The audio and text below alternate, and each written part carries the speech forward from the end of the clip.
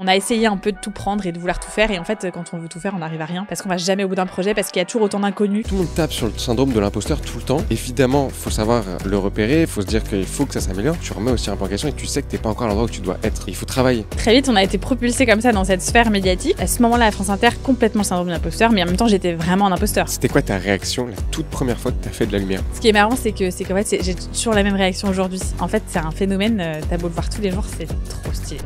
Comment ça va? Très bien. Merci. En train de boire mon verre, je te surprends, bon. Je suis désolé. Bienvenue Merci. dans Maker. Merci. Vas-y, je te laisse nous pitcher directement ce que c'est que Glowy. Alors chez Glowy, en fait, on développe des systèmes de lumière naturelle, donc avec un phénomène qui s'appelle la bioluminescence, qui est la capacité qu'ont plein d'organismes vivants à produire de la lumière. Donc ça va être les lucioles, les vers luisants sur Terre, et aussi plus de 80% des organismes marins. Donc c'est les calamars, les poissons, les requins, enfin globalement, tous les organismes qui vivent sous la mer, il y a certaines espèces qui sont capables de faire de la lumière. Et l'objectif derrière tout ça, c'est de créer une source de lumière qui est biosourcée et biodégradable pour créer notamment des équipements dans la ville, en éclairant tout en étant respectueux à la fois des citoyens, de la biodiversité et de la planète, tout simplement. Et donc, ça demande de changer totalement la philosophie de mise en lumière, en fait, pour s'adapter à cette lumière qui est vivante, finalement, liquide. Et donc, on travaille autour de la Tu veux mettre de l'eau de mer c'est directement dans les lampadaires de toutes les villes. C'est exactement ça. Ça ressemble à quoi, cette lumière? J'ai regardé un peu sur votre site web, quand même. C'est quoi? C'est un peu bleuté? Ouais, alors c'est un liquide, et effectivement, qui est bleu-vert, un peu bleu lagon. Alors, dans la nature, il y a toutes les couleurs qui existent possibles. Dans la mer, c'est quand même beaucoup plus bleu-vert parce que c'est la seule couleur qui est visible à certaines profondeurs, et c'est quand même beaucoup les animaux des abysses qui utilisent cette lumière-là puisqu'il n'y a pas d'autre source de lumière. Mais effectivement, notre lumière, elle est bleu-verte. Bleu-verte. Et tu parlais de changer la philosophie derrière ça. C'est quoi la philosophie derrière la lumière? Si on y réfléchit un peu, c'est quoi? C'est la lumière avant tout, c'est la sécurité?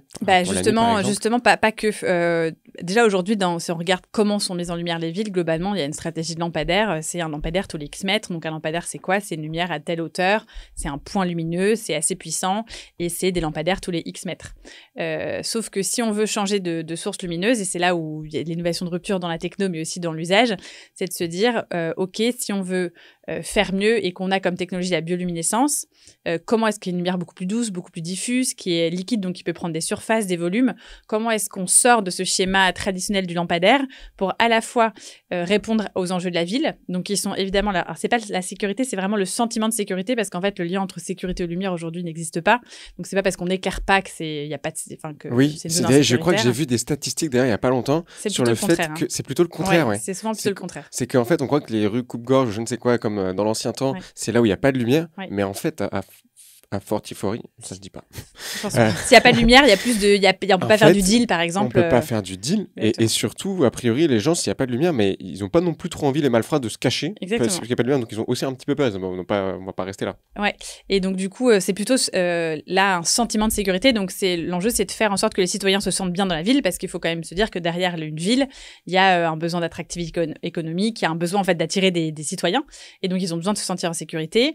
Ils ont besoin de pouvoir être guidés, et ils ont besoin de pouvoir avoir des choses qui sont mises en valeur pour aller d'un point A à un point B, pour pouvoir reconnaître des bâtiments, pour pouvoir s'orienter. Ils ont besoin de vivre en respect avec la biodiversité, ce qui est assez compliqué aujourd'hui dans les villes. Et donc, en fait, si on réfléchit à pourquoi est-ce qu'on éclaire les villes, on se dit, en fait, il y a 1000 manières de le faire autres que par des lampadaires. Pas forcément dans toutes les zones. Par exemple, une zone piétonne n'a pas besoin d'être éclairée de la même manière qu'une zone, une 4 voies. Alors qu'aujourd'hui, finalement, on éclaire un peu tout de la même manière. Et l'idée, c'est de se dire comment est-ce qu'on peut changer cette manière d'éclairer, donc cette philosophie de mise en lumière, pour être plus respectueux des citoyens et de la biodiversité. Sachant qu'on n'éclaire pas la même chose avec un lampadaire que, par exemple, avec les enseignes. Je vais y arriver aujourd'hui. Les enseignes des boutiques, par exemple, qui créent. Enfin, là, pour le coup, je pense que c'est une énergie. C'est une énergie qui est considérée. En tout cas, c'est considéré comme de la pollution. Et d'ailleurs, je parlais à un fabricant d'enseignes la semaine dernière avec une réflexion très intéressante, qui réfléchit avec un de ses gros clients dans l'assurance, que je pense ne pas pouvoir citer, mais qui a une réflexion hyper pertinente de se dire, en fait, si on regarde dans la journée, entre les heures d'ouverture du magasin, les heures où il fait nuit en hiver, donc il fait nuit très tôt, et les heures où en fait on a besoin d'être visible parce qu'en fait à 4h du matin on s'en fiche qu'on sache qu'il y a cette agence d'assurance qui est dans la rue parce qu'en fait on va juste pas y aller, bah en fait il pourrait éclairer 1h30 par jour, même pas un tiers de l'année, là où aujourd'hui c'est éclairé 24h/24. Donc il y a plein d'enjeux comme ça, et en fait le marché de la lumière, c'est pas il faut avoir le plus de lumière possible, le moins cher possible. C'est de l'image qu'on en a, et notamment quand la LED est arrivée, parce que la LED devient très très peu chère et éclaire beaucoup plus que ce qu'éclairaient les autres sources. Mais en fait le marché de la lumière il est beaucoup plus complexe que ça. La lumière c'est un enjeu de sensibilité, c'est un enjeu ça crée de l'ambiance, ça crée de l'identité, ça crée un sentiment de bien-être. Et donc, c'est ça qu'on essaie d'attaquer grâce à un peu le principe de bioluminescence, de se donner comme prétexte, en fait, cette nouvelle technologie pour changer la manière dont les villes sont éclairées. Est-ce que tu connais un peu l'histoire de la lumière ? Oui. Genre, comment c'est passé, comment c'est transmis, et comment la philosophie autour de la lumière a changé à travers les âges? Bah, au départ, il y a eu, on éclairait plutôt, les premiers éclairages dans les villes se faisaient plutôt au gaz, donc il y avait des allumeurs de réverbères, et donc c'est la technologie qui faisait que du coup on avait une flamme, et donc, et donc en fait c'est ça qui faisait que c'était un point lumineux. C'est aussi parce que la flamme, c'est un point lumineux, et donc l'usage allait avec la technologie, et on a commencé à vraiment éclairer les rues parce qu'il y a eu les premières voitures, etc. Donc c'est pour ça au départ qu'on l'a fait. Et en fait, quand il y a eu les mutations Au Moyen-Âge, ils étaient à la bougie. Au Moyen-Âge, probablement qu'ils n'éclairaient pas du tout les rues. Et quand ils avaient besoin de se déplacer, ils s'éclairaient eux-mêmes en fait en déplacement, avec une torche, avec quoi que ce soit. Là où du coup, on a commencé vraiment à éclairer les rues parce qu'il y a eu des véhicules.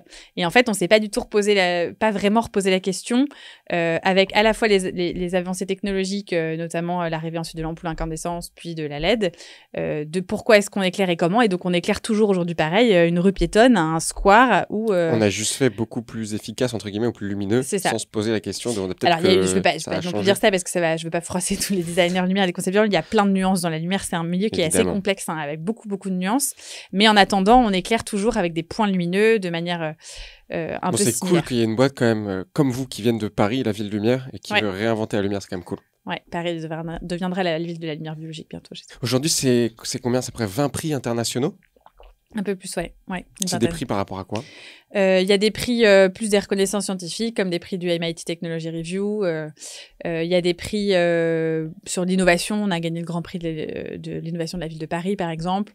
On a été primé aussi dans le cadre de l'Expo universelle dans les meilleures pratiques énergétiques au Kazakhstan. Enfin, il y a plusieurs types de prix, beaucoup autour de l'innovation, du développement durable ou de la technologie en tant que telle. T'as été Forbes sortie under 30 en 2017? Ouais, en 2017, je crois que c'est dans la sélection, il y avait encore sélection Europe, et après en 2020, je crois, ou 2019, plutôt en sélection France. Je sais plus, donc 2 fois, carrément. Ouais, mais il y avait un truc que j'ai pas bien saisi dans ce truc-là. J'ai pas compris le truc, mais ça amenait pas la même chose, ouais. Et puis, tu es aussi présidente du Conseil national du design. Oui, ça c'est plus récent. Donc, on a une experte en bioluminescence, deep tech, designeuse. C'est ça. Ça marche plutôt bien. J'ai l'impression, j'ai l'impression. Mais c'est ça qu'on va creuser pendant l'interview. Donc, les 2-3 points que j'ai envie qu'on creuse, ça va être comment est-ce que tu passes de designer fraîchement sorti de l'école à experte en bioluminescence? Et puis CEO quand même d'une boîte tech. C'est pas juste expert, j'écris des papiers, c'est aussi j'ai une boîte et on essaie d'avoir une application capitalistique, entre guillemets, de ces avancées, de ces innovations. De l'autre côté, la résilience. Et puis la courbe d'apprentissage, comment est-ce que tu fais pour masterer de la compétence, de la connaissance ultra complexe. Et puis enfin, tes prédictions sur l'avenir, de la lumière, création d'énergie, philosophique, etc. Ça te va? Très bien. Et ben on commence directement par d'où tu viens, où est-ce que tu as grandi? J'ai grandi à Boulogne-Billancourt, une petite banlieue du 92. Voilà. En France. Parcours classique. J'ai fait un bac scientifique. Je sais pas, tu jouais peut-être déjà avec des bactéries ou des choses comme ça. Non, j'adorais dessiner, et donc je m'étais conditionnée depuis à peu près la 6e en me disant je veux faire une école d'art, sans avoir aucune idée de ce que je voulais faire et de ce que ça représentait. Mais voilà, c'était comme ça, un peu aussi en contradiction. On me poussait un peu à faire des grandes écoles, à faire tout ça, et moi je voulais faire ma prépa d'art que j'avais déjà choisie 10 ans avant de faire mon bac. Donc j'ai réussi à aller jusqu'à là, et puis après ça s'est un peu déclenché. Ok, donc là, tu finis, tu te dis, bon, moi, je vais aller en école d'art. Tu finis en école d'art, au final. Ouais. En fait, j'ai fait une prépa d'art. Ça fait, attends, d'abord, bac... Bac S. Ok. Ouais, j'étais quand même beaucoup plus S que beaucoup plus scientifique que littéraire. Je suis quand même quelqu'un qui a un peu les pieds sur terre, Donc, j'étais plus là-dedans. J'ai fait aussi un truc qui m'a pas mal... en seconde, en fait, je suis partie habiter en Australie pendant un semestre. Ma meilleure amie habitait là-bas et pour le coup, une fois de plus, on m'a poussée, mais avec plaisir, en me disant la seconde, c'est la dernière année où il n'y a pas d'examen. Go, quoi. Donc, je suis partie de chez mes parents pendant 6 mois. J'étais scolarisée en Australie. Donc, ça m'a mis un bon coup de boost aussi pour plein de choses, capacité d'adaptation. Enfin, j'étais dans une école en anglais, je parlais pas anglais quand je suis arrivée. En plus, j'étais dans l'année au-dessus parce que la rentrée scolaire était en janvier. Enfin, bref, tout un tas de contextes assez compliqués à gérer, mais qui m'ont vachement appris, du coup, qui m'ont vachement poussé quoi, à me dépasser. Surtout quand t'es gamin, ça t'aide à t'ouvrir à d'autres cultures. Ouais. Tu vois que très vite, que tout ce qu'on te raconte avant, c'est pas tout le temps vrai. T'apprends la langue. Ouais. Parce que c'est bien d'apprendre l'anglais rapidement. Ouais, et puis je m'étais inscrite en japonais, je sais pas pourquoi. À l'école australienne, on choisit toutes les matières et je sais pas pourquoi j'avais pris du japonais. Enfin bref. Et ça permet aussi de s'ouvrir sur culturellement vraiment une autre façon de voir la vie et les choses. Totalement. Je connais assez mal l'Australie. Est-ce que c'est ambition ou est-ce que c'est plutôt chill? C'est un peu les deux. C'est assez particulier parce qu'il n'y a pas une très forte culture. Donc, c'est assez particulier, mais c'est très dans le lifestyle, dans le bien-être. Donc, je dirais plutôt chill dans ce sens-là.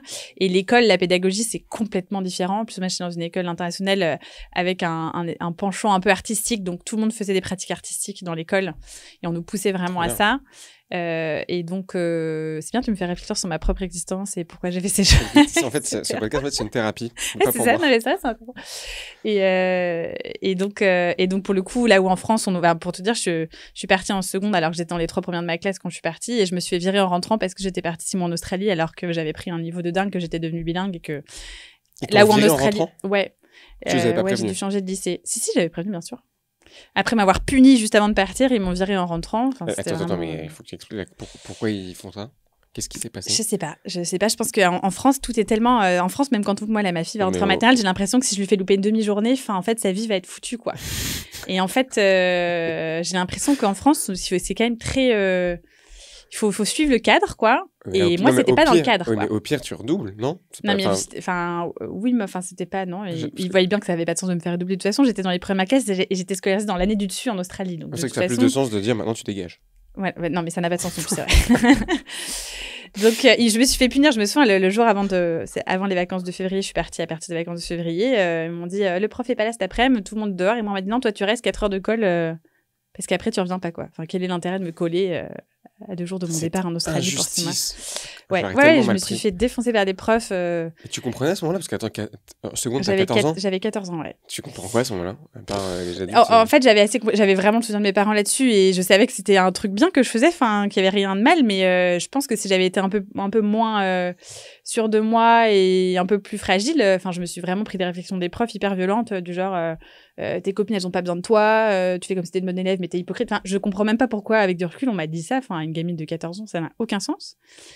Mais bon, j'étais très sûre de moi. En fait, je me sentais bien dans ce truc-là et je voyais pas pourquoi je faisais une erreur. Donc, je l'ai bien pris, mais j'aurais pu aussi pas très bien le vivre. Faut pas écouter les adultes. Hein. Non, ça c'est sûr. Ça, on va pas le dire aux enfants non plus, mais c'est vrai que c'est un peu vrai parfois.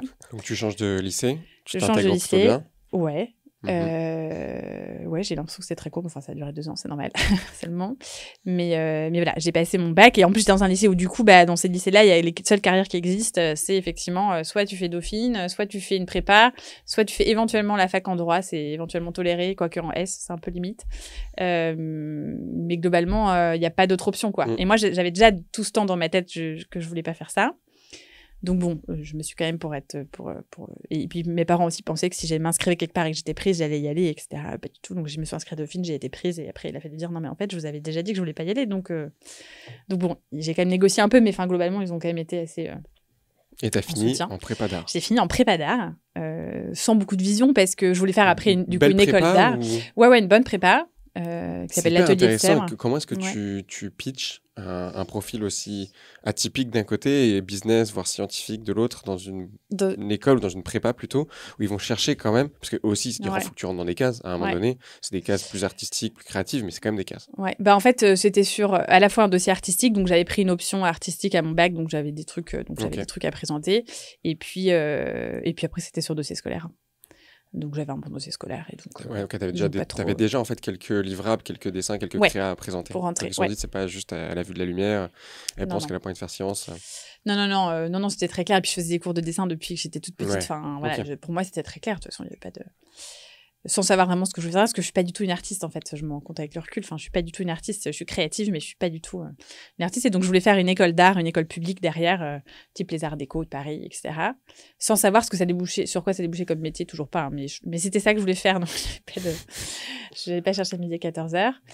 Et puis, je suis rentrée du coup dans cette prépa-là.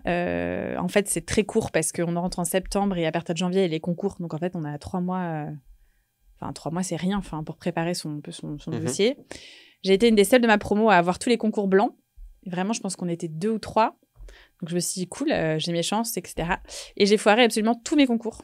Tous les concours que j'ai passés. J'ai vite compris qu'en fait, c'était le cas de 90% des promos et qu'en fait, en général, tu refaisais une deuxième année pour te laisser une chance. Mais bon, moi, c'était pas forcément l'objectif. Mais donc voilà, j'ai tout foiré et je me suis retrouvée en juin en me disant, bon, bah là, il faut que je fasse un truc. Et on m'a parlé d'une école qui s'appelle Strat, qui est une école du design industriel. Et là, je me suis dit, ça a l'air intéressant. Là, pour le coup, j'ai vraiment toqué à la porte. J'ai présenté mon dossier que j'avais présenté au concours pour entrer directement en deuxième année. Et là, pour le coup, j'ai été prise. Et donc, je savais pas trop pourquoi toujours, est-ce que c'était vraiment que le design, mais voilà. Et au final, c'était un super bon choix parce que je me suis retrouvée exactement à ma place avec un très bon mix entre un esprit pragmatique, scientifique, terrain, et puis un esprit beaucoup plus créatif. Strat, c'était une très bonne école. C'est toujours, je crois, une très bonne école de design aussi automobile. Ouais, c'était connu pour ça, encore beaucoup plus. C'est ce que je voulais faire quand j'étais jeune aussi. J'étais passionnée par ça. Je voulais absolument désigner. Ouais, il n'y en a pas beaucoup. Et c'est vrai que Strat était au départ vraiment là-dedans. C'est diversifié au fur et à mesure des années, et encore plus aujourd'hui que ça ne l'était. Moi, je suis rentrée en 2009. Mais effectivement, c'était une grosse spécialité là-bas. Tu fais 5 ans là-bas? Je fais du coup 4 ans, parce que je suis rentrée en deuxième année. 4 ans là-bas, où on se spécialise petit à petit, même si on a un diplôme général à la fin. Moi, je me suis spécialisée dans ce qu'on appelait à l'époque le design d'interaction et les systèmes et objets innovants. C'est très, très, très, très large.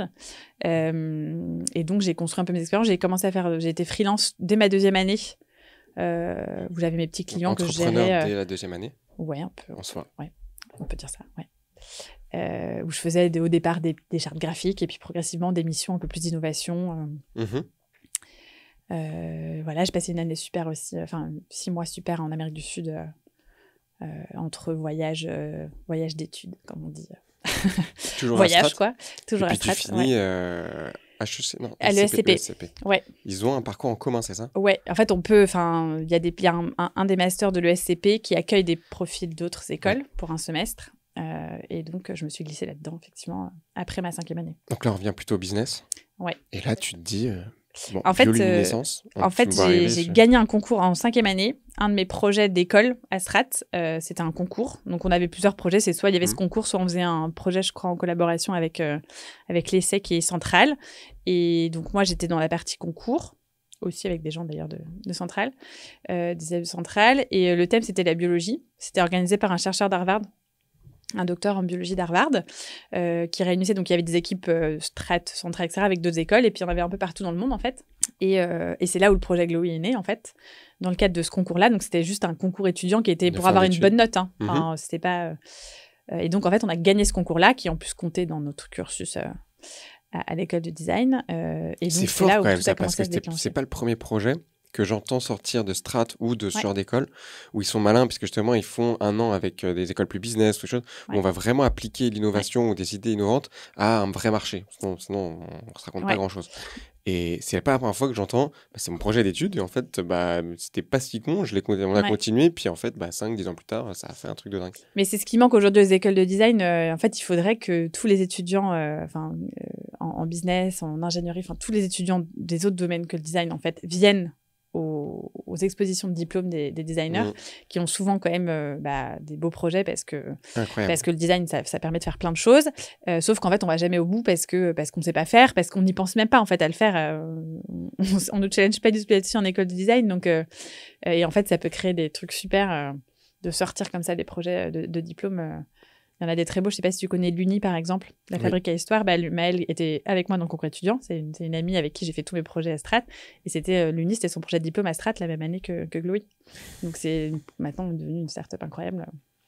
Il faudrait que je l'invite. Je pense qu'elle serait ravie. Ah ouais, grand plaisir. Si tu peux me mettre en relation, c'est avec plaisir. Désolé pour la petite minute pub. Mise en relation. Ouais, donc tu décides de continuer dessus. Tu te dis, bon, en fait, le problème, il est clair. Dès 2013, 13. 13. Alors non, ça s'est pas fait aussi rapidement que ça, en fait. Quand j'ai gagné le concours, il y avait une attachée de presse qui était là pour faire de la com pour le concours, quoi. Donc, elle a fait de la com pour le concours. Et puis, comme on avait gagné, elle faisait un peu de la com pour nous. Très vite, je me suis retrouvée dans des médias, genre sur France Inter, dans la tête au carré, avec des scientifiques spécialistes du comité d'éthique. Moi, j'étais là en train de dire, ouais, je vais faire des bactéries génétiquement modifiées. J'avais jamais vu une bactérie ni de la bioluminescence de toute ma vie. Mais très vite, on a été propulsés comme ça dans cette sphère médiatique. Et, tu te sens comment, là, à ce moment-là? Genre, tu vois, on parle souvent du je syndrome de réalisais pas trop, l'imposteur je où pense. tu... Ouais. Non, Ah si, alors à ce moment-là, à France Inter, complètement le syndrome de l'imposteur, mais en même temps, j'étais vraiment un imposteur. C'est-à-dire que là, pour le coup, autant aujourd'hui, quand je le ressens, je me dis, bon, Alessandra, réfléchis un peu, t'as quand même fait des trucs. Là, enfin, je parlais d'un truc que je ne connaissais pas. Enfin, clairement, Il y a des gens qui sont trop forts là-dessus. Je trouve ils n'ont pas ce syndrome de l'imposteur. Je sais pas si c'est une qualité de pas l'avoir ou si c'est bien de l'avoir. Bah, je pense que ça dépend des moments, mais... Ouais. Si de l'avoir toute sa vie, c'est pas normal. Non, c'est pas normal. À ce moment-là, franchement... Tout le monde tape sur le syndrome de l'imposteur tout le temps. Et évidemment, il faut savoir le repérer, il faut se dire qu'il faut que ça s'améliore. Mais ça donne aussi un super côté de... Bah non, tu remets aussi un peu en question et tu sais que tu n'es pas encore à l'endroit où tu dois être. Ouais. Et il faut travailler. Parce que moi, j'ai l'impression que j'ai rencontré quelques fois des gens qui n'ont pas du tout le syndrome de l'imposteur. Bah, en fait, très vite, tu te dis, c'est des bullshitters. Enfin, vous êtes bien gentils, mais non, c'est pas avec 4 heures de boulot sur ce sujet-là que vous pouvez dire ça. Non, mais c'est sûr. C'est sûr, je pense qu'il faut le... C'était le petit coup de gueule. Voilà, petit coup de gueule. Enfin bon, à ce moment-là, j'étais quand même un peu un imposteur. mais tu l'as quand même fait. Mais j'ai quand même... Bah ouais, en fait, je me suis retrouvée... Mais j'ai pas réalisé. On m'a invité dans cette émission-là. J'étais, bah cool, on va parler de mon projet étudiant. Mais en fait, ça dérive très vite dans les médias. C'est-à-dire qu'au bout de 2 mois, on avait l'impression qu'on pouvait acheter chez Franprix de la bioluminescence, en fait. Moi, j'avais jamais vu de bioluminescence. J'avais fait 2 slides sur... J'avais fait une image Photoshop et 2 slides sur PowerPoint. Enfin...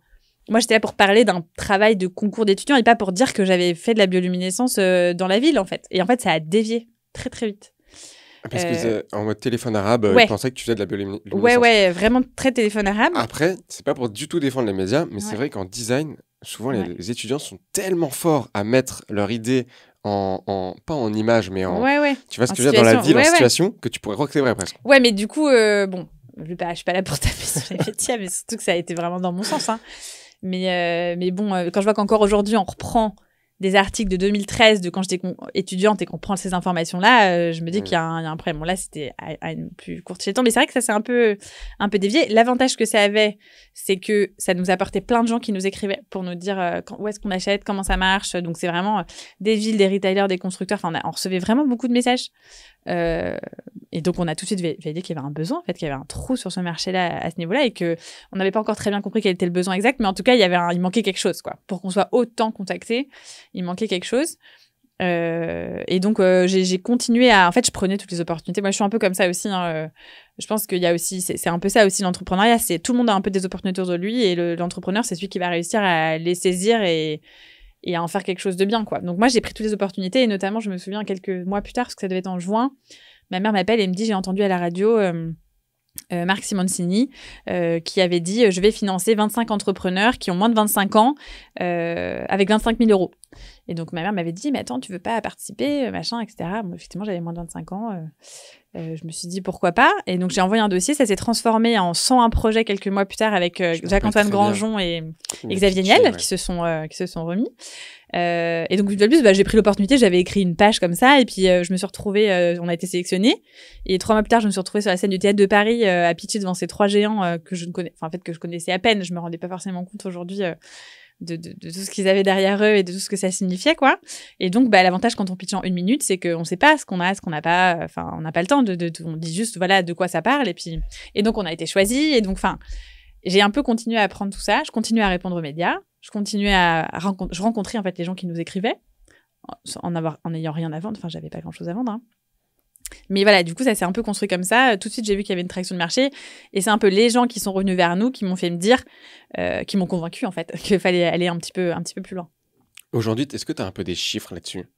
Par exemple, sur le problème de l'éclairage, le coût financier, énergétique, en pollution. Le problème, c'est qu'en fait, on peut pas un des problèmes qu'on a, c'est-à-dire c'est un problème de riche, mais qu'on a depuis le départ, c'est que le marché de la lumière, il est tellement transversal, il y a tellement de choses à faire différentes.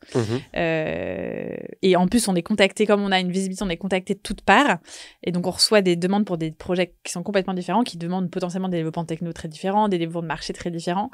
Et en fait, on peut pas tout faire. Et pendant 3-4 ans au début, on a essayé un peu de tout prendre et de vouloir tout faire. Et en fait, quand on veut tout faire, on n'arrive à rien. Parce qu'on va jamais au bout d'un projet, parce qu'il y a toujours autant d'inconnus.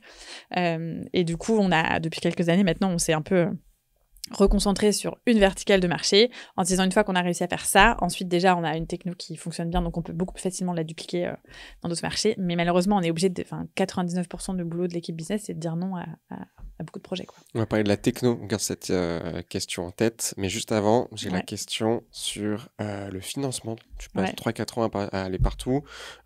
Comment est-ce que tu finances tout ça ? C'est très compliqué.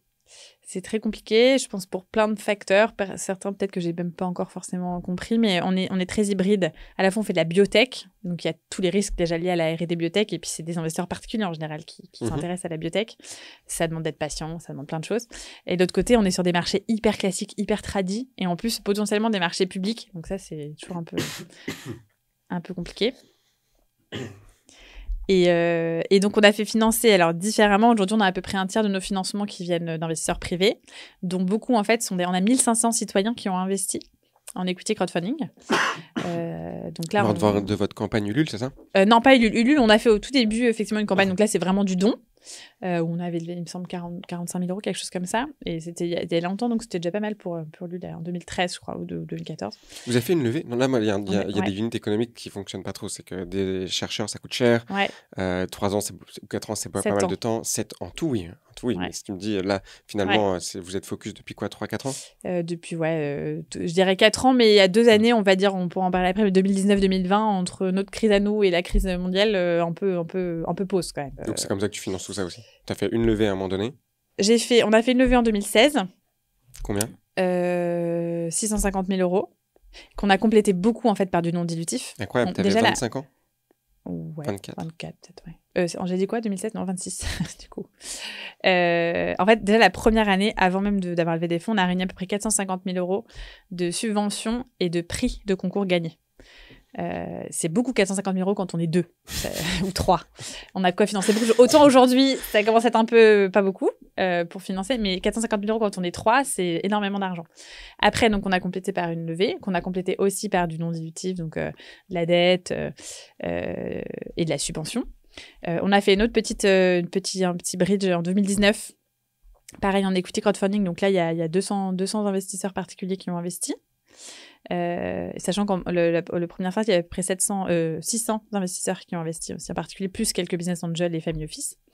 Et puis après, on est en train de boucler une levée là, où en fait on a touché l'année dernière une grosse subvention de la Commission européenne d'1,7 million. Donc ça, c'est bien. C'est toi qui gères tous les dossiers, tout l'admin, parce que c'est un temps de dingue. Ouais, aussi. alors oui, non, alors j'ai toujours eu la chance, en fait, dès le départ, j'ai toujours eu un duo qui s'occupait de la administration, finance et juridique, heureusement, parce que sinon, il n'y aurait pas eu de boîte, parce que moi, vraiment, je suis incompétente. Enfin, je dirais pas que je suis incompétente, mais en tout cas, je peux pas faire ça à plein temps. Et donc, en fait, c'est pas ma force, exactement. C'est pas ma plus grande force. Mais en tout cas, mon associé à l'époque, pendant les 4 premières années, en fait, c'était un peu son boulot, quoi. Il faisait que ça. C'est aussi pour ça qu'on a réuni 450 000 € en concours la première année. C'est qu'on avait le temps, justement, de faire ça. Et souvent, c'est pas le cas en start-up.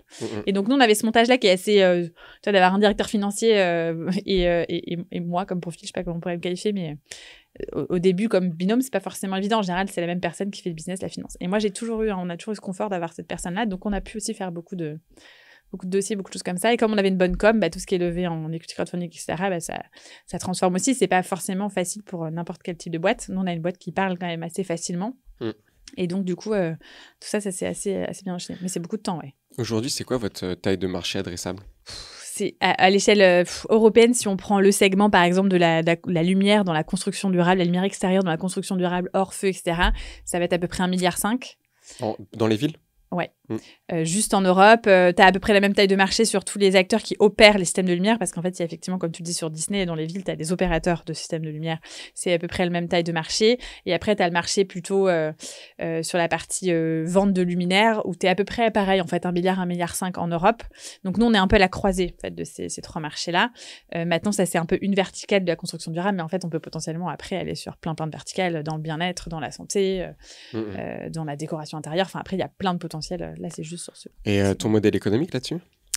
On a une partie, on vend donc les infrastructures, les produits, et après on vend les consommables en fait qui sont des bactéries et les nutriments qui permettent de ça faire coûte combien tout ça ? Alors ça dépend du marché, ça dépend du dimensionnement ça dépend un peu une de tout. Une ville de 15 000 habitants, 15 000 Alors aujourd'hui, avec, je sais pas, il y a combien de lampadaires dans son c'est beaucoup. Et aujourd'hui encore, on se projette, nous, même dans 4-5 ans, à des échelles de package de lampadaires. Enfin, j'aime pas appeler ça un lampadaire, mais en tout cas des points lumineux ou des parc, objets lumineux, du mobilier urbain, où tu es plutôt aux alentours de entre 25 et 100 points lumineux. Et donc, les prix sont évidemment dégressifs. Enfin, ça dépend de plein de choses. Aujourd'hui, on a beaucoup fonctionné de contrats qu'on a. Demain, je voudrais avoir mes 25 points lumineux. Je peux pas donner un chiffre maintenant. Là, on est en plein en train de... Donc, on réalise le premier projet pilote à la fin de l'année. Pour te donner une idée du montant, on a signé un contrat de 100 000 € de marché public innovant avec la ville de Rambouillet pour co-développer avec eux ce premier produit et l'expérimenter sur le terrain. C'est évidemment pas le prix du produit, on va pas vendre un produit 100 000 €, mais du coup, c'est toute l'expérimentation qu'on a mis en place avec eux et le développement du produit. Et donc là, on est en train de dessiner les prochains produits de notre gamme et le coût va évidemment dépendre des produits. J'allais te demander comment est-ce qu'on choisit le problème sur lequel travailler, parce qu'après, c'est un projet qui va là, c'est un projet d'une vie. Ouais. Parce que tu vois, il y a un potentiel de dingue. Là, j'ai en note sur les yeux, c'est potentiel de scale, point d'interrogation. Ouais. C'est un peu infini. Hein. Enfin, sur le marché de la lumière, en vérité, c'est un peu infini. C'était quoi ta réaction la toute première fois que tu as fait de la lumière? Ce qui est marrant, c'est qu'en fait, j'ai toujours la même réaction aujourd'hui. En fait, c'est un phénomène. T'as beau le voir tous les jours, c'est trop stylé, quoi. Bah ouais. C'est beau, c'est magique. Enfin, t'as un peu cette impression de magie quand même. Et ça fait 7 ans que j'en vois tout le temps et ça fait toujours le même. C'est pour ça, quand on parlait tout à l'heure, c'est quoi, la philosophie derrière, mais aussi... ça part d'un imaginaire poétique énorme. Un imaginaire poétique, et tu dis, ok, ça fait un peu sales pitch. Ouais.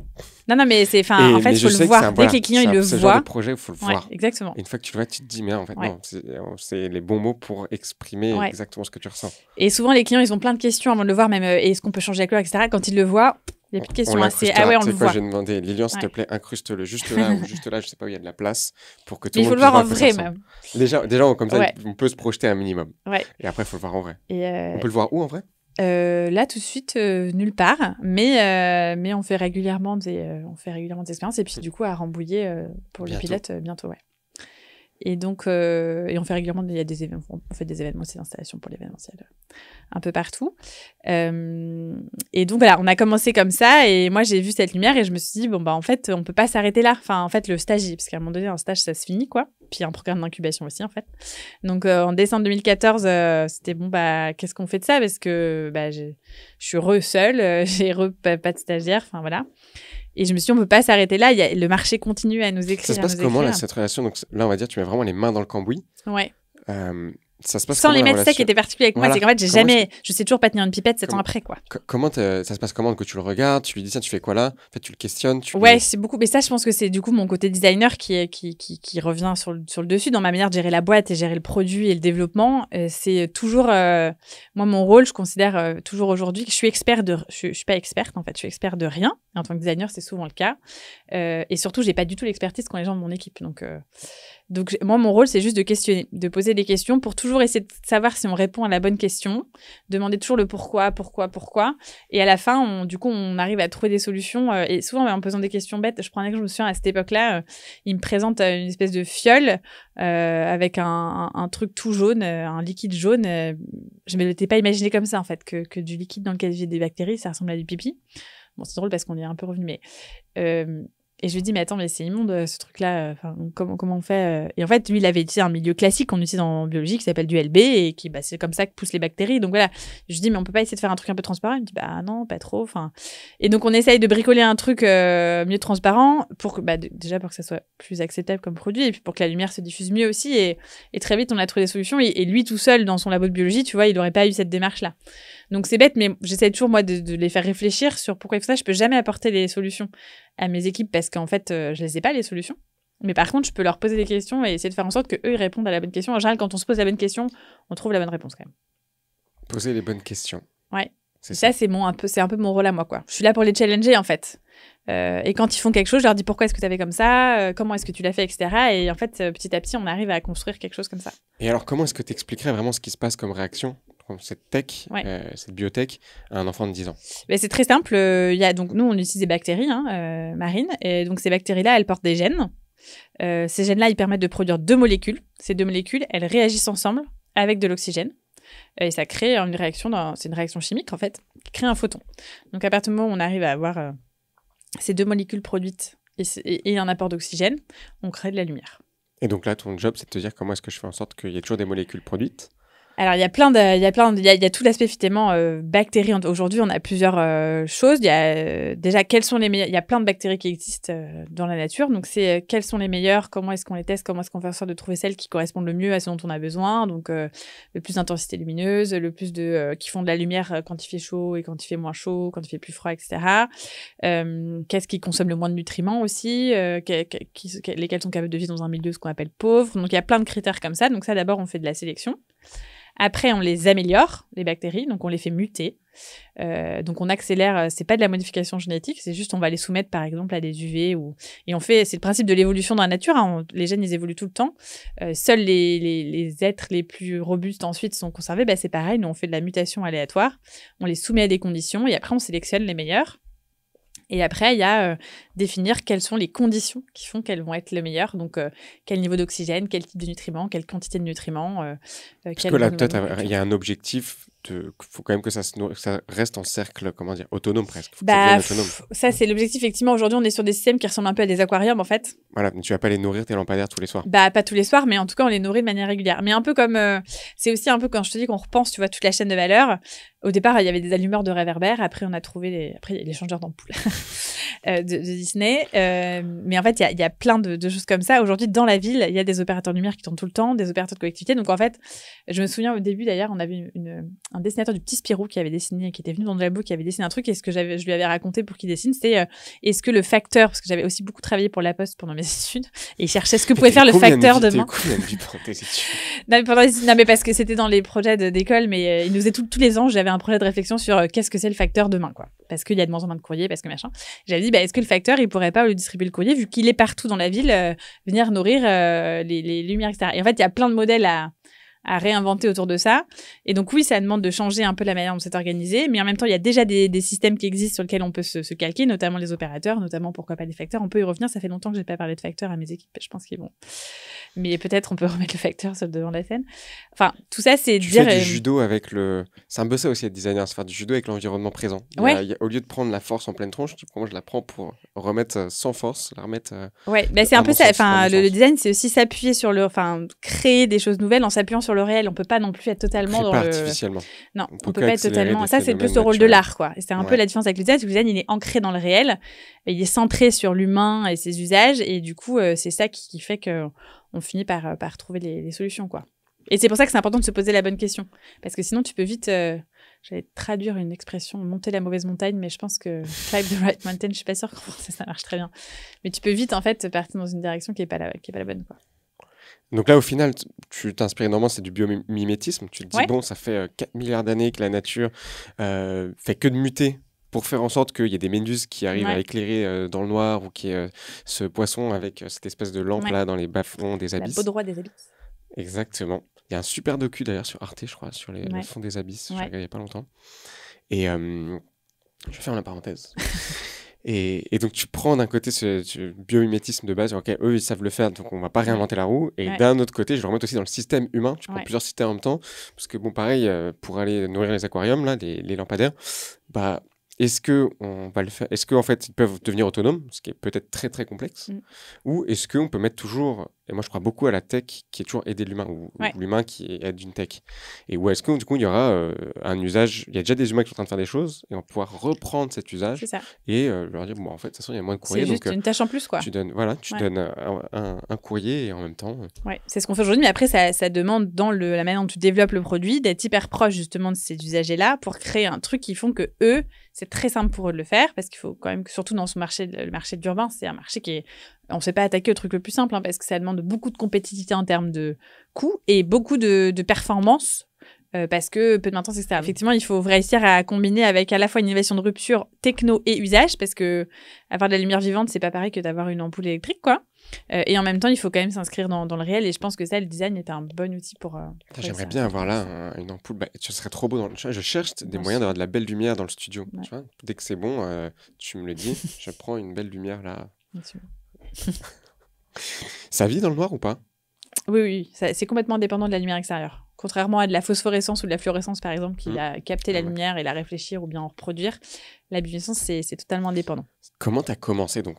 si on reprend, donc comment tu as commencé à rentrer dans ce milieu et acquérir une compétence, donc c'est un peu le moment où j'ai envie de comprendre comment tu deviens experte de quelque chose où à la base, tu n'as pas grand-chose à voir, et qui est complexe. Donc ça fait 7 ans maintenant que tu es sur le sujet. Bah, c'est le temps. Commences à creuser. Ouais, le temps. Le temps. Aussi mettre les mains dedans sans vraiment les mettre, donc poser les bonnes questions aux personnes qui font. Donc l'air de rien être, on appelle ça comment, du shadow learning. Tu es sur la tête au-dessus de l'épaule et tu regardes ce qui se passe. Ouais, beaucoup d'observations. Ça fait partie aussi de la méthode du design. Hein. Ouais. T'écris, beaucoup de curiosité. T'es allé voir des blogs, tu regardes des vidéos. À quoi ça ressemblait à ce moment-là quand tu as dû emmagasiner un maximum d'informations? En fait, je pense que ça se fait vraiment sur le temps. Et alors déjà, moi, je me suis toujours entourée d'experts autour de moi, que ce soit sur le plan techno ou sur le plan business, etc. Parce que j'avais pas de compétences, donc j'étais bien obligée de trouver les gens. Quand tu dis t'entourer, c'est...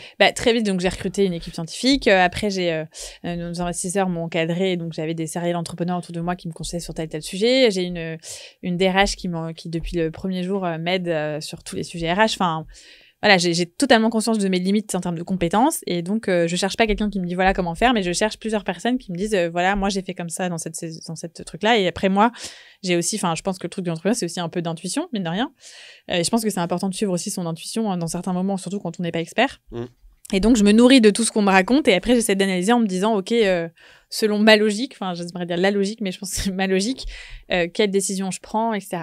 Tu avais combien de calls par semaine, combien de réunions avec des experts, on va dire vraiment là sur le côté tech, hein, moins business, mais tu en fais quoi? Tu en faisais 1 par semaine, 2, 3? Non, c'est pas forcément comme ça. En fait, j'ai recruté, hein. J'ai recruté assez vite, en fait, des gens. Au départ, on s'est fait re-encadrer par une autre équipe de chercheurs. J'avais juste un stagiaire.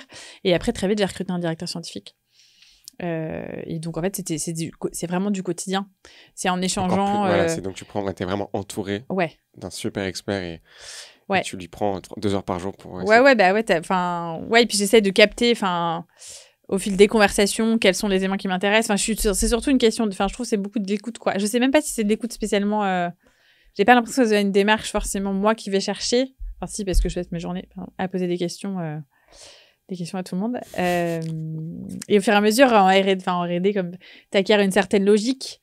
Et donc, t'es pas capable de dire comment faire, mais t'es capable de savoir, OK, quelles sont potentiellement les 3-4 solutions qui s'offrent à toi. Et c'est vrai que ça m'intéresse aussi. Ça m'intéressait d'en apprendre plus. Donc, j'étais beaucoup à l'écoute de ce qu'il y a autour de moi.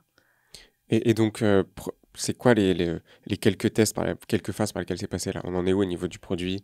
La bactérie, elle est bien? Pas encore au niveau? Ouais. Alors, on est passé par plein de phases, et notamment les 3 premières années, on a fait des bactéries génétiquement modifiées.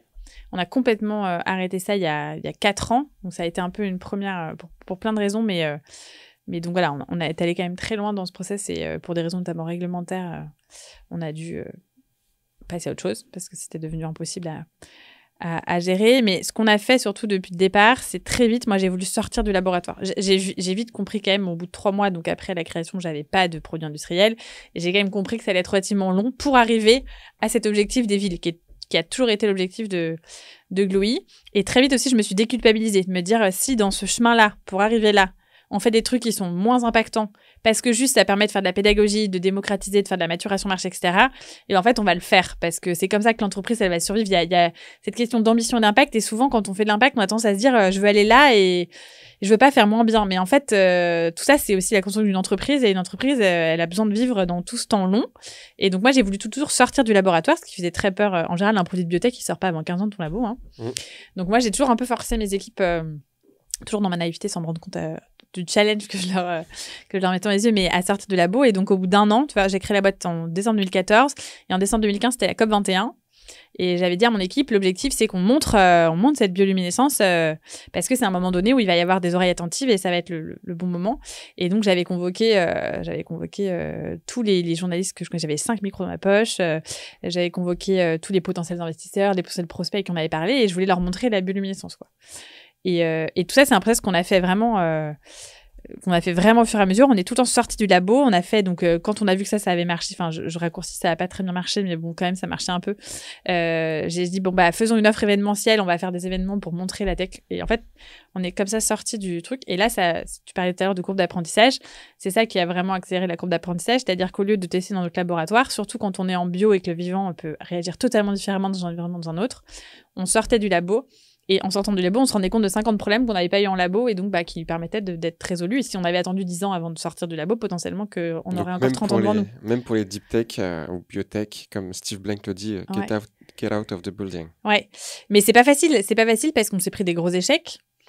Donc il faut savoir assumer aussi, c'est quand même une grosse prise de risque. Ça fait peur, hein. Alors parfois, comme ce jour de la COP21, moi j'ai pas mesuré avant que c'était un gros risque, donc je trouvais ça plutôt normal. Et puis voilà, je me suis rendu compte que c'était un gros risque.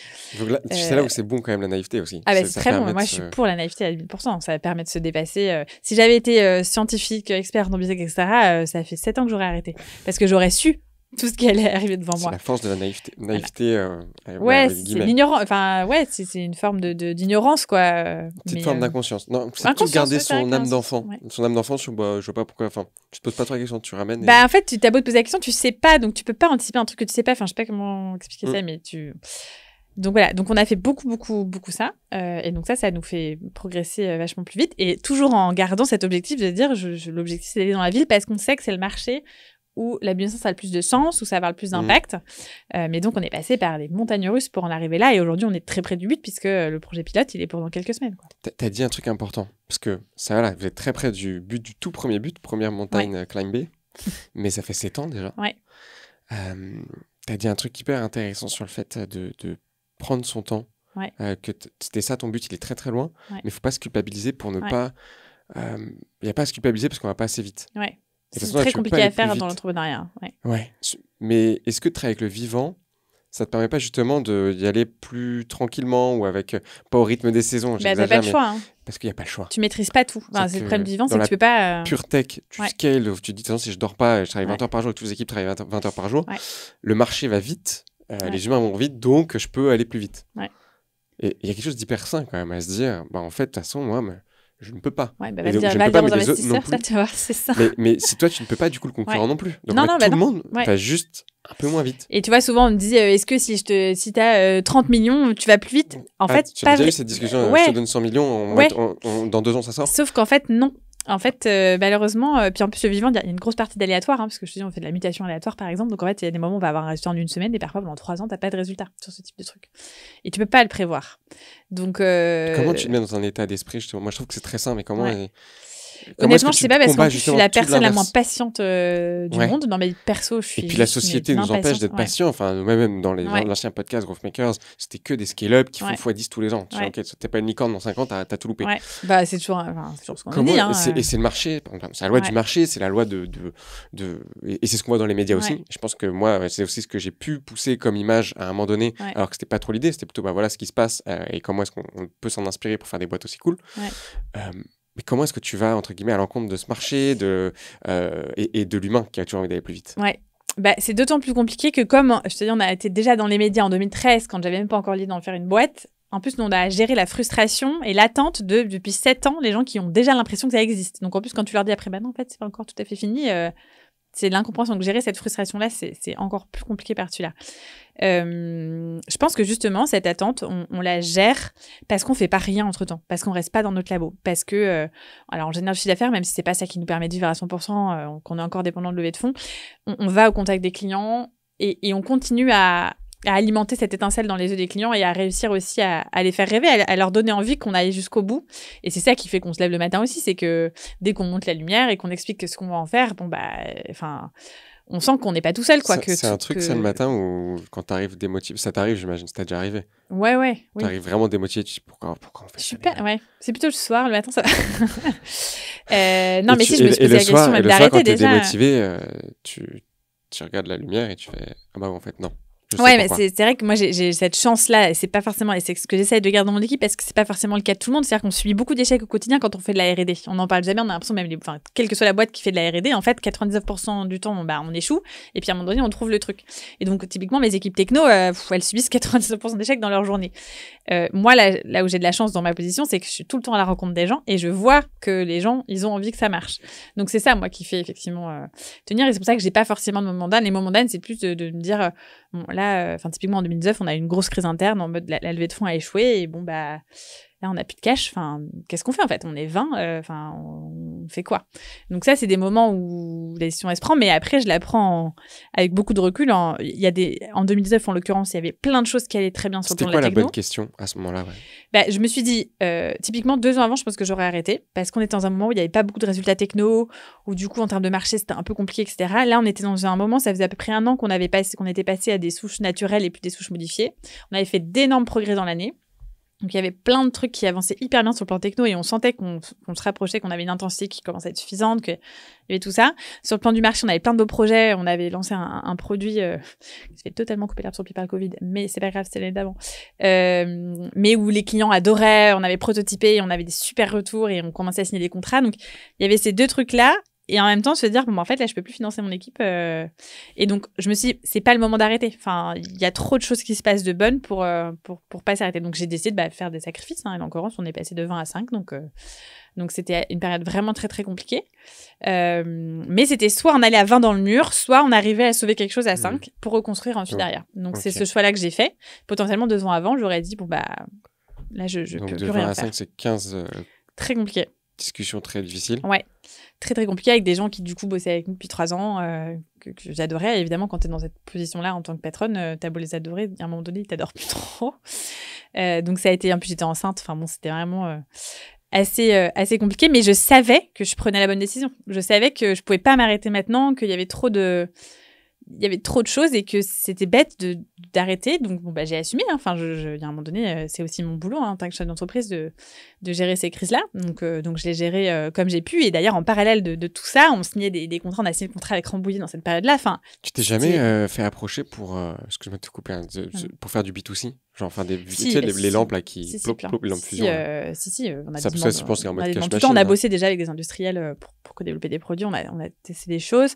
C'est un autre boulot. On pourrait le faire, mais dans le monde du B2C pour la bioluminescence, on est tout de suite un peu plus dans le gadget. Et ça, moi, c'est pas mon ADN. Et c'est pas l'ADN de Glue. La mission de fond, elle est beaucoup moins impactante, et donc, mais ça te permet de financer ta... C'est ça. Mais ça demande quand même du développement produit. Et puis le B2C, c'est beaucoup d'investissement marketing, beaucoup ça. Donc, il faut quand même avoir des fonds qui permettent de faire ça. C'est pas le même métier. C'est pas le même métier. Donc, la stratégie, c'est plutôt de se dire, on développe là la techno qui est suffisante pour ce marché-là. Et une fois qu'on a ça, en fait, on peut se développer ailleurs, mais plutôt l'objectif le plus ambitieux en R&D que le moins ambitieux, et aussi parce qu'on a eu la chance d'avoir un gros soutien de la Commission européenne qui nous permet de financer ce truc plus risqué que de faire un produit en B2C. Mais la manière dont j'ai construit Glue aussi, c'est de se dire, et c'est aussi pour ça qu'on fait du chiffre d'affaires, ça c'est très rare pour une boîte de R&D, de biotech, de faire du chiffre d'affaires comme on en fait tous les ans.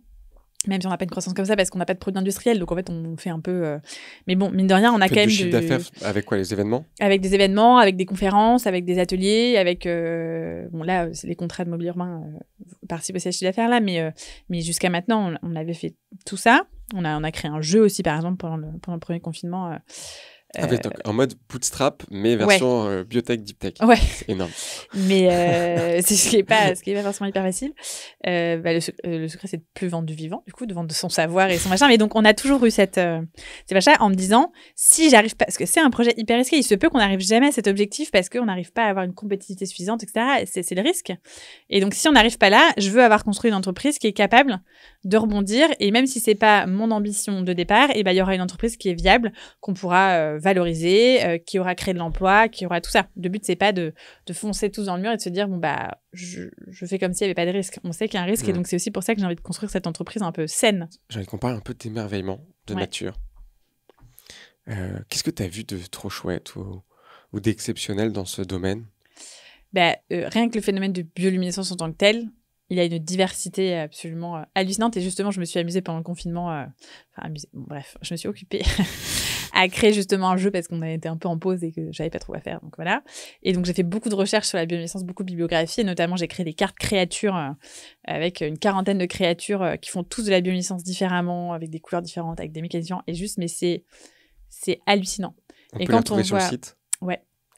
Et quand on voit tout ça, on se dit, d'une part, c'est quand même... Enfin, pour moi, cet émerveillement, il est aussi de se dire, c'est tellement incroyable qu'il faut qu'on le protège, quoi. On peut pas jeter tout ça à la poubelle, on peut pas être responsable de ça. C'est tellement une ingénierie, mais hallucinante, tout ce qui a été développé par la nature, que il faut qu'on conserve ça. C'est incroyable, c'est une librairie hallucinante, quoi, de savoir. Comment est-ce que tu concilie deep tech, futur du coup, de la ville, futur des sociétés, technologie, avec décroissance. Voilà, se contenter de moins. Je pense que c'est la sobriété qui est un peu le point commun à tout ça, c'est-à-dire consommer juste. Et typiquement aujourd'hui, c'est un peu illusoire que de se dire sur le marché de la lumière, la solution c'est d'éteindre toutes les lumières. En vérité, on a créé un monde où on peut pas éteindre toutes les lumières parce qu'il y a un besoin. Il y a un besoin de vivre la nuit, il y a des gens qui travaillent la nuit, donc on peut pas se dire vas-y, la solution c'est qu'on éteint toutes les lumières, etc. Et donc le mot c'est sobriété. Et puis il y a surtout un truc très important que je trouve dans le développement durable et qu'on oublie, c'est qu'il n'y a pas une solution miracle qui va répondre à toutes les solutions. Et en fait on a tendance à faire quand même beaucoup ça, c'est-à-dire on trouve il y a le panneau solaire qui fonctionne et on se dit on va mettre des panneaux solaires partout, sauf qu'en fait il y a des endroits le panneau solaire c'est pas du tout un bon rendement, donc c'est pas une bonne solution. Et c'est un peu ce qu'on essaie de faire avec la bioluminescence, c'est d'avoir une démarche de se dire toutes ces solutions-là, elles doivent être contextuelles. C'est-à-dire qu'il y a des endroits où la luminescence va être hyper intéressante et des endroits où elle va pas l'être, et c'est OK. En fait, des endroits où elle va pas l'être, on va mettre un lampadaire avec une LED et puis on n'en parle plus. Et cette approche contextuelle, ouais. Et on a toujours tendance à penser la solution miracle, et il faut aussi pas oublier que une solution techno, une innovation, elle a toujours des avantages, mais elle a toujours aussi des inconvénients. Donc après, c'est des choix. On priorise certains avantages par rapport à d'autres inconvénients, mais en fait, il n'y a pas de solution miracle et il n'y a pas de solution unique qui vont répondre à tous nos problèmes. Et on a vraiment tendance, je trouve, dans nos sociétés, à réfléchir comme ça, à essayer de se dire c'est quoi la solution miracle qui va faire qu'on consomme moins d'énergie, Et en fait, il n'y a pas une solution miracle, il y a plein de solutions qui, mises bout à bout, vont avoir un impact, quoi. Et au niveau du rendement de ce que vous faites, est-ce que ça te coûte justement aujourd'hui plus cher en énergie de le créer ou moins cher? L'objectif, c'est que ça soit moins, évidemment. Ce qui est assez compliqué et ce qui est souvent pas très facile à expliquer, c'est que quand tu parles de rendement, tu vas comparer ce que tu vas consommer en énergie par rapport typiquement à l'intensité lumineuse produite. Sauf qu'en fait, nous, on va avoir une intensité qui est souvent plus faible, plus diffuse, mais qui va suffire pour remplacer en termes d'usage là où tu veux la mettre. Et donc, quand tu compares le rendement stricto sensu de te dire qu'est-ce que je mets en énergie par rapport à l'intensité que je veux, tu vas avoir un moins bon rendement, mais finalement, tu as besoin de moins pour faire la même chose. Donc, une fois de plus, c'est un peu une question contextuelle et on essaye, nous, vraiment de pas être... Enfin, tu vois, si je dois résumer, l'approche, c'est pas je vais remplacer l'ampoule dans un lampadaire. Si je commence à réfléchir comme ça, et c'est ce que beaucoup d'ailleurs d'équipes ont fait sur la bioluminescence, et n'ont pas abouti, si tu commences à te dire je vais mettre à la place des ampoules de la bioluminescence, jamais tu mettras de la luminescence dans la ville parce qu'en fait, tu vas passer complètement à côté de la manière dont ça peut être rentable en termes de rendement, en termes d'usage, etc. Et donc, c'est pour ça que je parlais de philosophie. Tu te bats contre ça, finalement. Tu te bats contre le coût de l'électricité ou contre plein de choses, contre la consommation de ressources naturelles. Aujourd'hui, les LED, c'est fait à partir de métaux rares, qui viennent en plus à 99% de Chine. La bioluminescence, c'est des bactéries qu'on a en laboratoire. Tu prends 5000 litres et tu t'en fais pousser des litres et des litres de bactéries. C'est une matière qui est 100% biodégradable et organique, là où aujourd'hui, on n'a pas de solution de recyclage pour les métaux rares. Donc, il y a plein de choses comme ça. Il y a des enjeux aussi de pollution lumineuse, sur la biodiversité. Donc, c'est des sujets qui sont autour de la lumière, mais ce qu'on essaye aussi de prôner, c'est une vision sur tout le cycle de vie, de se dire il n'y a pas que on a tendance évidemment à regarder d'abord moi mon problème c'est de consommer de l'électricité parce qu'en fait je suis utilisateur et que c'est ça que me pose le problème de la lumière aujourd'hui, alors qu'en fait la lumière, a priori il n'y a pas de frontières sur la planète en termes de pollution, de développement durable, etc.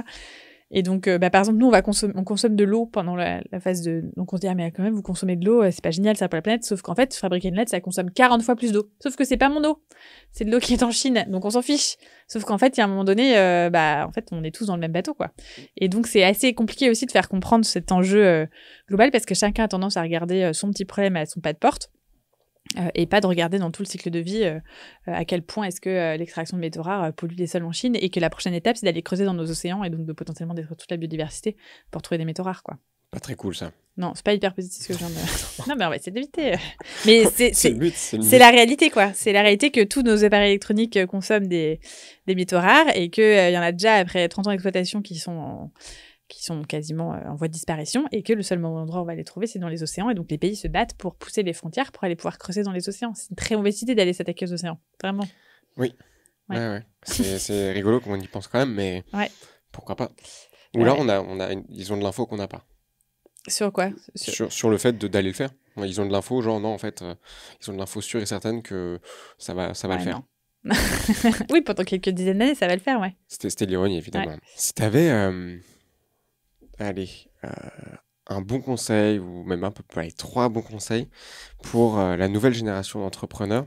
Tu vois, imaginons, Aujourd'hui, tu as 20 ans, 20, 25 ans, femmes, hommes, peu importe, qui veulent se lancer dans des projets de deep tech, biotech, climate tech, peu importe, qui vont créer un futur meilleur, logiquement. Tu leur dirais quoi? D'y aller, hein. Je pense que l'entrepreneuriat, c'est la meilleure des formations possibles et qu'on n'a pas grand-chose à perdre, en fait, à tester. Alors, je dis ça parce que pour moi, c'était facile. Je suis passée d'étudiant à entrepreneur. Donc, le gap, il est... Enfin, tu vois, en termes de niveau de vie, tout, j'ai pas dû abandonner mon boulot. Mais si on parle de jeunes, je pense qu'il faut essayer. Et la deuxième chose qui est très liée à ça et qui après se fait prendre la décision de est-ce que je continue ou pas, c'est et je l'ai fait un peu pour le coup j'ai été un peu forcée, mais je l'aurais peut-être pas fait instinctivement, mais c'est de parler de son projet un maximum, de s'exposer, parce qu'en fait quand on s'expose déjà on s'engage auprès d'autres et c'est toujours mieux que quand on est qu'engagé envers soi-même, ça nous booste. Et puis moi ce qui a fait que du coup j'ai parlé dans les médias et j'ai fait des concours, etc., c'est qu'on m'a posé tellement de questions que ça m'a structuré moi-même des questions que j'avais pas forcément la réponse, mais ça m'a aidé à construire un truc qui fait qu'aujourd'hui on a, je dirais pas qu'on a pensé à tout, mais d'aller pitcher. Faire aussi des concours ou pas? Parce que biotech. Alors faire des concours, je pense que, enfin nous ça a été génial et puis on en a gagné beaucoup, ce qui est quand même rare de gagner autant de concours, mais parce qu'on avait un peu un projet qui allait bien là-dedans aussi. Je pense que tous les projets sont pas des projets à concours. Même biotech, même. Si. Des projets à impact, déjà, clairement, ça marche mieux dans un concours. Enfin, on va pas se mentir. Hein. C'est sûr que c'est mieux. C'est quand même un endroit du marché où on pourrait conseiller. Moi, je toujours déconseillé les concours ou les pitchs parce que je trouve que c'est une perte de temps. Moi, ça m'a apporté. En fait, dans chaque pitch que tu fais, même un truc tout pourri, t'as toujours quelqu'un qui va te présenter ensuite quelqu'un qui va. Moi, je réfléchis un peu comme ça. Et souvent, d'ailleurs, je continue à accepter un peu des trucs. Je me dis, j'y vais un peu reculant. Et en fait, il y a toujours un truc à en tirer. Par contre, c'est du temps. Des projets comme ça. Encore une fois, moi, je donne ce conseil parce que souvent, non, si tu veux faire une boîte de service ou on va dire quelque chose un peu plus classique, du P2P, ça, pas le temps. Va te confronter à ton marché. Ça dépend. Tu vois, moi, j'avais le temps aussi parce que je te dis, on était deux et que du coup, il y en avait un qui allait voir les clients pendant que l'autre, il faisait les dossiers. Donc, c'est aussi une question de montage. Mais c'est du temps qu'on a bien investi. Mais même, tu vois, le dossier de la Commission européenne, on a bossé pendant 1 an et demi dessus. On s'est pris 5 refus, puis on a bossé vraiment des dizaines de pages. Enfin, c'est un travail hyper pointu. Ça nous a structuré, mais d'une manière incroyable. Ça t'oblige quand même à... et pour aller même dans ton sens, je trouve que le conseil que je donnerais à quelqu'un qui veut monter une boîte avec un modèle plus traditionnel, il n'en faut pas les pitchs. Enfin, faites ce que vous avez à faire. Si vous avez besoin d'autres humains, c'est pas ça le sujet. Mais en tout cas, il faut aller en parler, quoi. Quelle que soit la personne avec qui tu parles, il faut en parler. Et souvent, dans la tech, on se dit non, mais il va me piquer mon idée. En fait, ça va. Non, ça, non. Il faut y aller absolument. Tout le monde s'en fout de ton idée. Ils l'ont déjà eu 10 fois. Enfin, franchement, c'est pas le sujet. Mais tu vois, en biotech, quand c'est complexe comme ça. Non, et puis il y a des brevets qui sont très compliqués à gérer. Et qu'il y a des. En fait, c'est juste comme pour du hardware. Je pense que là, pour le coup, ce conseil, il faut un petit peu le reprendre et dire non, là justement il faut les pitcher à des gens, il faut aller lever des fonds d'autres façons, d'une façon européenne. En fait, il y a des bourses, il y a des subventions, il y a des choses, et là il faut aller absolument les chercher. Parce que je pense qu'il n'y a pas trop le choix. C'est sûr. Non, mais de toute façon, le nom déductif, ça, il faut y aller. En tout cas, si c'est pas des concours, parce que c'est pas des concours. Mais tu vois, moi j'ai gagné des concours, des trucs avec un cabinet d'avocats. Je sais pas quand. Alors, je me suis retrouvée là, mais bon, c'est un grand cabinet d'avocats. Et le prix, c'était 1 an on payait très peu par mois, je crois 200 ou 250 € par mois. Et en gros, on avait tout le travail juridique qui nous était offert. Donc en gros, on avait ça au tout début. C'est énorme parce que vous les avez mis sous l'eau. 250 €, c'est une demi-heure dans ce cabinet, tu vois. Et ça a été génial parce que déjà ils nous ont tout structuré, donc nos contrats, tout est carré. Enfin, en fait, c'est con, mais c'est le truc, tu prends pas le temps de le faire, tu peux pas te le financer, c'est infinançable quand tu démarres. Et ce genre de truc, c'est comme ça. On a fait un concours, j'avais même pas encore monté la boîte, le prix Startup Fnac. Va savoir ce que je suis allée foutre dans le prix Startup Fnac. Le prix c'était 3 000 €, donc c'était pas le premier prix, tu vois, c'était pas non plus la folie. On l'a fait. C'est là où j'ai pitché dans le membre du jury. Il y avait Jérôme Mazurel, le fondateur de Fifty Partners. C'est lui qui m'a challengé une semaine plus tard en me disant vas-y, soit tu vas trouver des fonds, soit tu t'y arriveras jamais. Une semaine plus tard, j'étais à la Tour Eiffel, j'ai gagné 100 000 €. Si j'avais pas fait cette rencontre-là et que j'avais pas fait 3 000 balles, voilà, j'ai pu m'acheter mon premier ordinateur de l'entreprise avec ces 3 000 €, un bon d'achat Fnac. Donc c'était très bien. Mais ces trucs, ça te paraît un peu ridicule. Par contre, faut pas faire ça. Enfin, je m'amuse plus à faire ça aujourd'hui au bout de 7 ans. Tu vois. Mais les 2 premières années, c'était hyper structurant pour nous. Et on a gagné des choses qui nous ont fait vachement progresser en fait dans l'entreprise, qu'on n'aurait jamais pu se payer. Et aujourd'hui, je sais que dans ma boîte, tout est hyper carré, notamment grâce à ce prix du cabinet d'avocat, quoi. Et ils ont gagné parce que je suis toujours. Tu as fait combien des concours? Franchement, j'en ai fait beaucoup, mais surtout, on a eu la chance. 100 Non, je pense pas. Non, peut-être une trentaine, mais on a surtout eu la chance d'en gagner beaucoup sur ce qu'on avait fait. Et donc, ça nous poussait aussi, évidemment, à le faire. Mais tu vois. Tu les trouves où, tous ces concours? Encore une fois, c'est des étudiants qui ça nous venait. Enfin, on est toujours très à l'écoute. Et je te dis, on s'est toujours très entourés, donc on avait toujours les informations qui nous arrivaient à droite à gauche, je saurais pas te dire. Enfin, on n'avait pas information. Ou tu n'allais pas tous les matins sur Google regarder. Malheureusement, non. Non, c'est des trucs qui t'arrivent un peu comme ça. Je sais pas trop comment, mais on a gagné le concours du Génopole, qui là, on a nos labos aujourd'hui. On a eu pendant 1 an notre loyer qui a été payé, et après, pendant 3 ans, du loyer dégressif, qui fait qu'on a économisé 100 000, 200 000 euros. Plus en plus, 30 000 euros en cash. Donc, c'est des trucs... Si on n'avait pas eu ces labos-là, on n'aurait pas pu grandir. Ok. Tu réponds à ma question complètement aussi de début de comment est-ce que tu finances tout ça. Eh ben, c'est du bootstrap. Enfin, dire, quand t'as pas les moyens de le financer, tu te débrouilles. Hein. Je te propose de passer à la fin de l'interview. Ouais. C'est le moment où je te pose une série de questions dites rapides, donc rapid fire question. Et le but, c'est d'y répondre le plus succinctement possible. Prête ? Oui. Les 3 livres qui t'ont le plus influencé. The Hard Things of Hard Things. Ben Horowitz. Ouais. The A Method for Hiring. Alors, c'est très entrepreneuriat, hein, mais sur le recrutement, j'ai trouvé ça fascinant. Et c'est un vrai sujet. Et un 3e... J'en ai pas qui me vient là. On peut aller sur du plus émerveillement, nature. Il y a le livre de Janine Benyus sur le biomimétisme qu'il faut lire absolument. Il s'appelle comment ? Il y a des premiers qui s'appellent biomimétisme. Tes 3 podcasts, chaîne YouTube, magazine, médias, peu importe, préférés. Alors moi j'adore Christophe Ondelat. Aucun rapport. Ondelat. Les affaires criminelles, c'est ma grande passion. C'est un peu bizarre. Tu sais que c'est le numéro 1 ever sur les podcasts en France. Hein. J'adore. J'écoute, en fait, dans les podcasts, j'écoute beaucoup, typiquement des podcasts comme Transfert. Je sais pas, j'adore écouter les histoires des gens. Et niveau science ou... J'écoute beaucoup de TED Talk, et donc souvent il y en a potentiellement à des fins scientifiques. Mais c'est vrai, mais on dirait que je me suis jamais cultivée dans la science pour pas répondre à cette question. J'ai pas d'idée spécifique. Ta routine préférée pour commencer la journée ? Bien motivée. Je sais pas, j'ai pas vraiment de... Je sais pas, je me lève assez bien, facilement, c'est plutôt quand tu te couches, c'est ça ? Tu disais tout à l'heure. Ouais. Quand je me couche, ma routine, c'est de coucher mes enfants et de profiter 5 minutes de ma journée. Mais non, j'ai pas spécialement de routine le matin. C'est vrai que le matin, je suis assez motivée. En fait, je me rends compte que... Alors, il faut que je réponde succinctement. Vas-y. Je me rends compte que dans la journée, je fais une succession de tâches qui sont extrêmement chiantes. Il faut le dire, hein, quand on est entrepreneur, on fait beaucoup de trucs vraiment, vraiment à peu de valeur ajoutée, mine de rien, dans la journée. Mais à la fin de la journée, je me dis, bon, quand même... c'était trop chiant, mais en fait, c'est quand même cool. On avance, quoi. Est-ce que tu as une méthode ou un truc quand tu es en manque d'inspiration ou quand tu es stressé ? Couper. Partir à la campagne. Ma mère habite dans une ferme. Je vais à la ferme. Reconnexion. Nature. Ouais. Et j'ai appris ça, je me suis coachée très vite la première année, à couper, quoi. J'arrive très bien maintenant à couper. C'est hyper important. Ta pire nuit blanche chez Glowy ? Ma pire nuit blanche chez Glowy, quand on a fait un événement sur l'île des Ambiers, pour une marque que je ne citerai pas, dans le sud, et on devait avoir une installation toute la nuit et il n'y avait juste pas de lumière, quoi. Et on était enfermés sur l'île et ils ne voulaient pas nous laisser partir, ils ne voulaient pas qu'on démonte, et on est resté dans le froid dehors, assis toute la nuit sur notre banc, en train de regarder notre lumière qui ne marchait pas, à avoir extrêmement honte de ce qu'on avait fait. Voilà. C'est horrible. Ouais, ils ne voulaient pas qu'on parte. Et pourquoi ils ne voulaient pas ? Ils vous gardaient prisonniers ? Ils ne voulaient pas que les gens voient qu'on démonte ou quoi que ce soit, et nous, tant qu'on ne démontait pas, on ne pouvait pas partir, quoi. Donc, Et pourquoi ils ne voulaient pas... vous ne pouviez pas aller rechercher d'autres bactéries pour que ça fonctionne ? Ah non, on était sur une petite... non, c'était malheureusement... En fait, elle fonctionnait, je les ai emmenés dans les toilettes pour leur montrer que ça fonctionnait, mais il y avait une grosse lumière qui avait mis un gros néon juste à côté, et ils nous disaient, mais allumez la lumière, on dit, mais c'est allumé, là. Voilà, donc on a passé toute la nuit sur notre banc... Okay. On n'osait pas aller chercher des verres, c'est pour une marque de spiritueux. On n'osait pas aller chercher à boire au bar, on était prostrés comme ça sur notre banc. Au coin. Ouais. Tu te vois où dans 10 ans ? C'est une bonne question.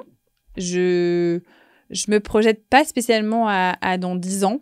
Je me suis conditionnée en me disant je serai là où je pense que j'ai le plus de valeur ajoutée. Si c'est chez Glowy, je serais ravie de rester chez Glowy encore 10 ans. Si je sens que j'ai arrivé à mes limites et que j'apporte plus grand-chose, je ferai autre chose. J'en ai aucune idée de quoi. Mais maintenant que j'ai des petites filles, clairement, je sais un peu ce qu'il y a devant moi sur ce côté-là. Et enfin, qu'est-ce que tu inviterais dans le siège, là où est-ce que tu es ? Maëlle Chassard de l'Uni, c'est une bonne option, je trouve. Hein. Et si tu as aussi d'autres entrepreneuses dans la biotech, deep tech, je suis preneur. Ouais, entrepreneuse dans la biotech, ça commence à faire beaucoup de contraintes. Mais je peux réfléchir. Il faut des contraintes.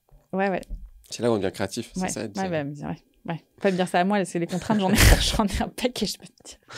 Merci beaucoup, Sandra. Avec plaisir. Je te dis à très vite. Ciao. Ciao. J'espère que vous avez appris plein de trucs. Pensez à vous abonner, à mettre un commentaire et puis à mettre le petit pouce qui va bien. Et je vous dis à très vite. Ciao.